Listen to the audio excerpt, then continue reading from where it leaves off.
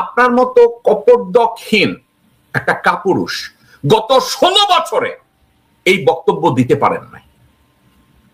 বাংলাদেশে আপনার মাকে নিয়ন্ত্রণ করছে যারা আওয়ামী লীগের হয়ে, আপনার মাকে যারা অসুস্থ বানিয়েছে আওয়ামী লীগের হয়ে, ভারতের হয়ে, আজকে ওই লোকগুলোর কাছে বশ্যতা স্বীকার করে তাদের নেতৃত্ব মেনে নিয়ে এখন তাদের দেওয়া ন্যারেটিভ আপনি ওখানে বসে দিচ্ছেন। পিন্ডি নয়, দিল্লি নয়।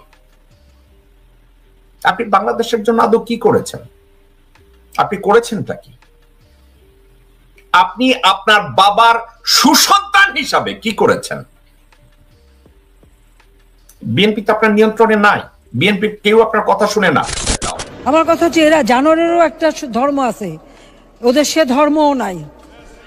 ওদের সে ধর্মও নাই মাননীয় স্পিকার। ওদের মধ্যে কোনো মনুষ্যত্ব বোধ নাই। ওরা চুরি, লণ্ঠন, দুর্নীতি, দুর্বৃত্তায়ন ছাড়া কিছুই জানে না। ওদের নেতা থেকে শুরু করে সবই তো, এবং সৃষ্টি যে করেছে।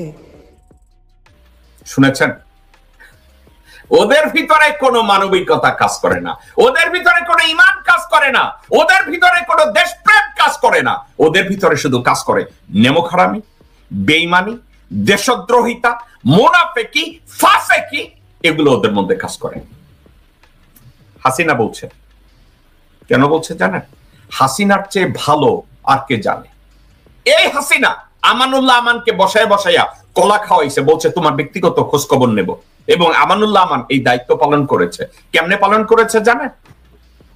পুরা আন্দোলনের মুখে পুলিশদের কানে কানে বলে, প্রধানমন্ত্রীকে বলেন আমি আমার দায়িত্ব পালন করছি। মির্জা ফাক সে বলছে আন্দোলনে লক্ষ লক্ষ লোক তার সামনে, যেখানে লক্ষ লক্ষ লোকের শক্তি তাকে বলিয়ান করবে, বলিয়ান না হয়ে সে মাইক্রোফোনে বলে এবার কি বলবো। মির্জা ফাক তার জবাবে হাসিনা বলছে তোমরা মুনাফেকের গোষ্ঠী, তোমরা ফাসেকের গোষ্ঠী, তোমরা বেঈমান, তোমাদের ভিতরে কোনো ইমানদারিত্ব নাই, আনুগত্য নাই, তোমাদের ভিতরে কোনো দেশপ্রেম নাই, তোমরা হচ্ছে বেঈমানের দল। এবং এই বেঈমানের দলগুলোকে নিয়ে বেগম জিয়া জানার পরেও বেগম জিয়া তাদেরকে নিয়ে রাজনীতি করে এবং বেগম জিয়া অনেক কষ্টে এই কথাটা বলছিল। অনেক বড় বড় নেতা বানিয়েছিলাম, অনেক বড় বড় পদ দিয়েছিলাম, মন্ত্রী বানিয়েছিলাম, যারা কিছুই ছিল না, যাদের এই বিএনপি দিয়ে, শহীদ জিয়া রহমান দিয়ে, আমার দিয়েই অনেক বড় হয়েছে, অনেক কিছু মালিক হয়েছেন, তিনারা সব বেঈমানি দালালি। শুনেছেন?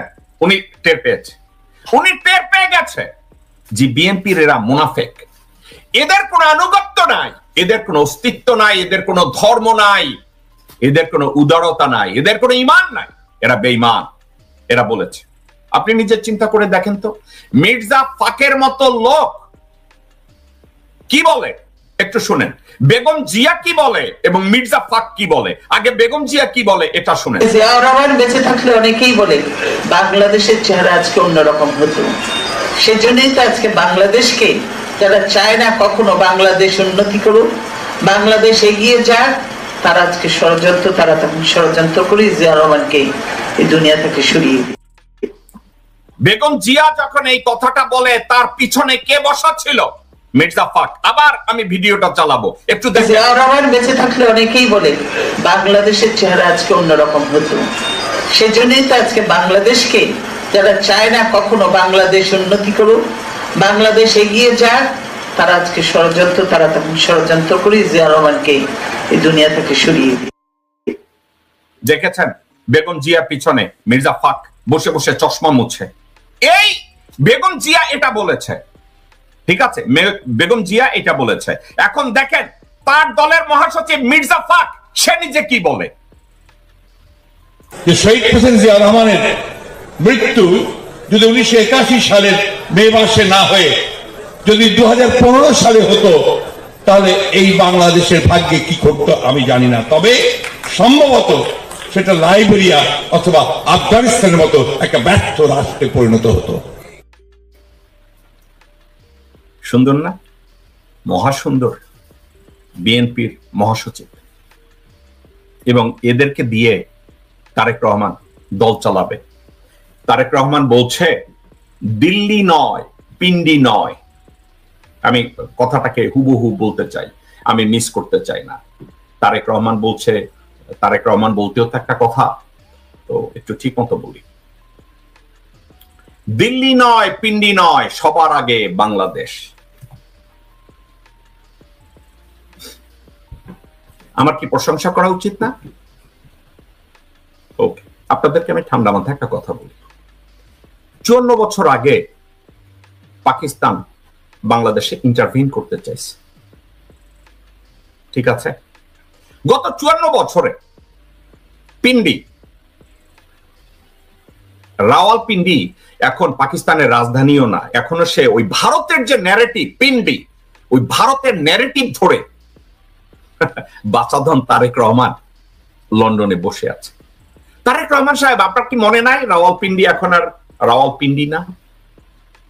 পাকিস্তানের রাজধানী এখন ইসলামাবাদ। এখন আপনি পিন্ডি ধরে আছেন। পিন্ডি তো ইন্ডিয়ান ন্যারেটিভ, আপনি এখনো পিন্ডি ধরে বসে আছেন। এবং আপনার তথাকথিত পিন্ডি গত 54 বছরে বাংলাদেশের স্বরাষ্ট্র, পররাষ্ট্র, বাণিজ্য কোন নীতিতে তারা ইন্টারভিন করে নাই। তারা তাদের কোন পলিসি বাংলাদেশের উপরে ইম্পোজ করে নাই। এখন আপনি পিন্ডির নাম নেন কেন?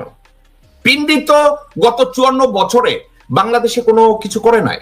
গত 54 বছরে পিন্ডি করেছে এমন একটা উদাহরণ আপনাকে যদি কেউ দেয়, আপনি তো দিতে পারবেন না। তারেক রহমান, আপনি কেন লোকজনের সাথে ইন্টারভিউতে যান না আপনি জানেন? আপনার লেখাপড়া নাই। অনেকে বলে আপনি ম্যাচিউরড হয়েছেন, অনেকে বলে আপনি নাকি লন্ডনে বসে লেখাপড়া করেছেন। কি লেখাপড়া করেছেন? গত 54 বছরে পিন্ডি অর্থাৎ পাকিস্তান, পিন্ডি তো এখন নাই। পিন্ডি এখন তো পাকিস্তানের রাজধানীও না। পিন্ডিতে কোনো আইন প্রণয়ন হয় না, আইন প্রণয়ন হয় রাজধানীতে। তো আপনি এটা নিয়ে কি বলছেন? পিন্ডি নয়, দিল্লি নয়, আপনি পিন্ডিটাই আগে বললেন। যেই পিন্ডি, যেই পাকিস্তান গত 54 বছরে বাংলাদেশের কোন জায়গায় ইন্টারফেয়ার করে নাই, সে পিন্ডি নাকি পিন্ডির কোন লোক আপনাকে এসে বলছে এইটা সেইটা আছে নাকি কোথাও? নাই তো। আপনি পিন্ডির নাম নিলেন কেন? ইন্ডিয়ান ন্যারেটিভ তৈরি করতে হবে, ইন্ডিয়ার দেয়া লাইনটা আপনাকে পড়তে হবে, দিল্লি নয়, পিন্ডি নয়। কে দিছে? মাহদি আমিন। আপনি কি ওই ইদানিং সালাউদ্দিন আর মাহদি আমিনের দেওয়া তত্ত্বের উপরে লাফাইতেছেন, নাকি স্পিচ রাইটার ওই বলদ এখনো আছে? দিল্লি নয়, পিন্ডি নয়। তারেক রহমান সাহেব, আপনাকে একটা কথা বলি, এই পৃথিবীতে টকার না, টকারদের লোকজন মনে রাখবে না। কাকে মনে রাখবে জানেন? ডুয়ার। আপনার সমস্যা কোথায় আপনি কি জানেন? আপনার দলের সবচেয়ে বড় সম্পদ বাংলাদেশের মানুষের ভালোবাসা এবং জনসমর্থন, তাও আপনার প্রতি না, আপনার মা এবং আপনার বাবার প্রতি, স্পেশালি আপনার বাবার প্রতি। এই জনগণ আপনার জন্য বুকের তাজা রক্ত ঢেলে দিতে তৈরি। আপনি ওই জনপ্রিয়তাটাকে গত 16 বছর কাজে লাগান নাই, গত 9-10 মাসে কাজে লাগান নাই। আপনি এখন কাজে লাগাতে গিয়েছেন ভারতের ন্যারেটিভ এবং ভারতের থিওরি বাংলাদেশে। ওই থিওরিটা কি? আপনি চাচ্ছেন ডক্টর মোহাম্মদ ইউনূস ডিসেম্বরের মধ্যে একটা নির্বাচন দিয়ে চলে যায়। আপনার মতো কপটদকহীন একটা কাপুরুষ গত 16 বছরে এই বক্তব্য দিতে পারেন নাই। বাংলাদেশে আপনার মাকে নিয়ন্ত্রণ করছে যারা আওয়ামী লীগের হয়ে, আপনার মাকে যারা অসুস্থ বানিয়েছে আওয়ামী লীগের হয়ে, ভারতের হয়ে, আজকে ওই লোকগুলোর কাছে বশ্যতা স্বীকার করে তাদের নেতৃত্ব মেনে নিয়ে এখন তাদের দেওয়া ন্যারেটিভ আপনি ওখানে বসে দিচ্ছেন। পিন্ডি নয়, দিল্লি নয়। আপনি বাংলাদেশের জন্য আদৌ কি করেছেন? আপনি করেছেনটা কি? আপনি আপনার বাবার সুসন্তান হিসাবে কি করেছেন? বিএনপি তো আপনার নিয়ন্ত্রণে নাই, বিএনপি কেউ আপনার কথা শুনে না। আপনি বাংলাদেশে যেতে ভয় পাচ্ছেন। আপনার মামার নিয়োজিত মঈন আপনাকে যেই উষ্টা দিছে, ওই উষ্টার ব্যথা আপনি তো সারা জীবনে ভুলবেন না, আমিও ভুলতাম না যদি ওই উষ্টা আমি খাইতাম। আজকের আপনি ইন্ডিয়ান ন্যারেটিভ শুরু করলেন, পিন্ডি নয়, দিল্লি নয়, কারণ পিন্ডি তো এখন বাংলাদেশে গত 54 বছরে কিছু করে নাই। পিন্ডি কি গত 54 বছরে ভারতের মতো করিডোর নিছে? রোড করিডোর নিছে, পানি করিডোর নিছে, আকাশ করিডোর নিছে, বাংলাদেশের বর্ডারে হামলা চালাইছে, পিন্ডির লোকজনরা বাংলাদেশের সীমান্তে এসে বাংলাদেশিদেরকে খুন করছে, বাংলাদেশের কমার্সে যেভাবে ইমব্যালেন্সড ওইটা করছে? কিছুই করে নাই, কিছুই করে নাই। বাংলাদেশের কলকারখানা বন্ধ করছে পিন্ডি? করে নাই। কিন্তু কি করছে জানেন? যে মুহূর্তে রোহিঙ্গা সমস্যার ভিতরে বাংলাদেশ মুষড়ে পড়ছে, ভারত বাংলাদেশের বিরোধিতা করলো জাতিসংঘে, কিন্তু পিন্ডি বলেছে আমরা বাংলাদেশের পক্ষে ভোট দেব। তারেক রহমান, ওইটা কি আপনারা মনে করাই দেব নাকি মনে আছে? রোহিঙ্গারা যখন বাংলাদেশে ঢুকলো, জাতিসংঘে যখন রোহিঙ্গা ফেরত দেওয়ার ব্যাপারে আলাপ আলোচনা শুরু হলো, ভারত জানায় দিল যে রোহিঙ্গা সমস্যা নিরসনে ভারত বাংলাদেশের পক্ষে ভোট দেবে না। কিন্তু আপনার ওই পিন্ডি বাংলাদেশের পক্ষে ভোট দিছে। তারেক রহমান সাহেব, এটা কি আপনি মনে আছে নাকি এগুলো নিয়ে পড়ালেখা করেন নাই? কেন করেন নাই? নাকি ওইখানে বসে বসে খালি আপনি তেল মারে, সানি তেল মারে, সায়ান তেল মারে, হুমায়ুন তেল মারে, যারা হাতে তেল আর ঘেটতো লইয়া যায় আপনি ওইটাই পইটা যান? তারেক রহমান সাহেব, আপনার স্টাডিতে কি আসছে?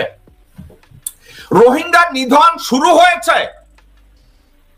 একটা উদ্দেশ্যে, রাখাইনকে রোহিঙ্গা মুক্ত করবে। কেন?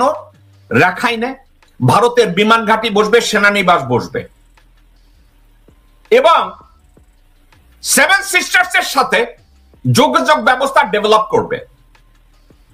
এই রোহিঙ্গাদেরকে ওখান থেকে নিধনের জন্য ভারত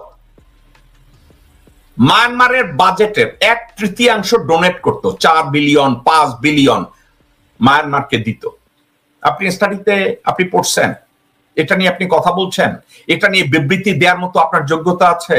কোনদিন বলেছেন বিষয়টা এই? আপনি তো বলেন নাই। তারেক রহমান সাহেব, আপনি নিজে যদি না জানেন, কান খুলে শুনে রাখেন, রাখাইনে রোহিঙ্গাদের কাটা শুরু হয়েছে ভারতের পয়সায়, যাতে রাখাইনটাকে রোহিঙ্গা মুক্ত করে ভারতের যোগাযোগ ব্যবস্থা, সেনানিবাস ওখানে তৈরি করা যায়।